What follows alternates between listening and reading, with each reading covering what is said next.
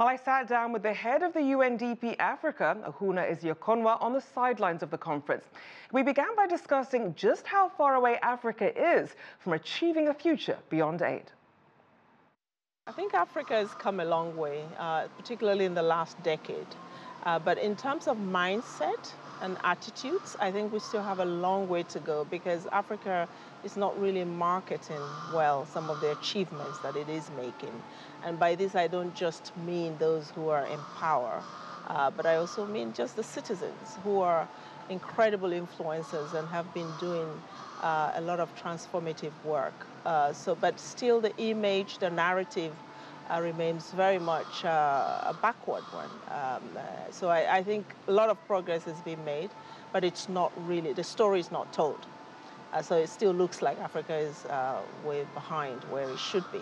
And it's interesting because you raised this point of sort of Africa not really understanding its own story of how well it's doing. So that idea of an Africa beyond aid, for some people, it sounds like it's out of reach, but clearly progress is being made. One area where we are seeing movement, of course, with the African Continental Free Trade Agreement, which doesn't just promise open borders for trade, but also for free movement of people. Why is that so significant as we look at a continent beyond aid? Well, you know, it's fundamental. You know, the free trade area. I don't think that it's possible for Africa to achieve sustainable development without this regional integration, mainly because of how the continent is structured, you know, and the fact that you have a lot of fragmentation in terms of population groups. So coming together with a common market and also encouraging free movement, that sort of expands opportunity for people and countries is crucial. It's a game changer. Now, you've said that Africans need to, quote, own the space and become stronger actors with stronger voices in the development of the continent. Tell us about the UNDP's African Influencers for Development initiative. Well, this is really about courage and confidence, you know, because one of the things that's really lacking, we're finding in the continent, is the confidence to have that voice and to own the agenda fully.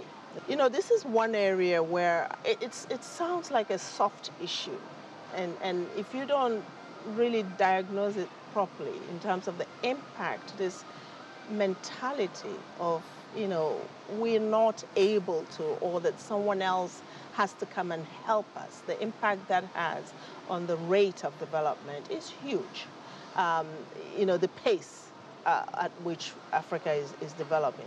So for us in UNDP, it's using the UNDP platform to curate, you know, a coalition of Africans who not only believe in their capacity, but actually are demonstrating that they can influence and that they can use their own resources, they can use their own platforms, that they have a responsibility. You know, there's a strong sense of responsibility to contribute to the continent's development from where they sit. And in terms of the interest of the continent, one thing that would help connect the dots is a better relationship between the diaspora and in terms of sort of reinvesting that money back on the continent. According to the World Bank, about $50 billion the diaspora is saving, not bringing it back to the continent, just saving it. What could be done to really better engage both parts, the diaspora and the continent, so that we really do start reinvesting in each other? Trust is important. I think, you know, this notion also, I mean, it's part of the negative narrative is that you cannot trust anyone. You know, you look at Africans in the diaspora, they have a particular, you know, image and experience of the continent, and that is one in which everybody is stealing, you know. So if you put the money there, it's going to go wrong. So why do it? And I think that, you know, there is some of that happens, but that's not the full story of the continent. We have countries today that are putting the resources that they have to good use.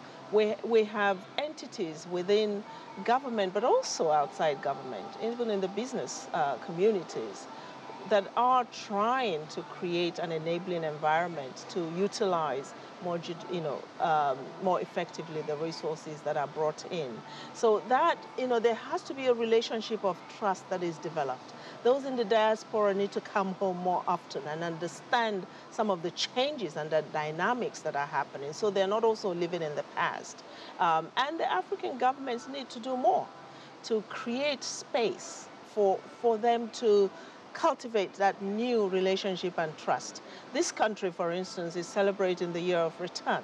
And it has been amazing to see many Africans in the diaspora come back and feel welcome, and also come to terms with some of the opportunities that they can leverage in that partnership. And no one is saying come back and give charity.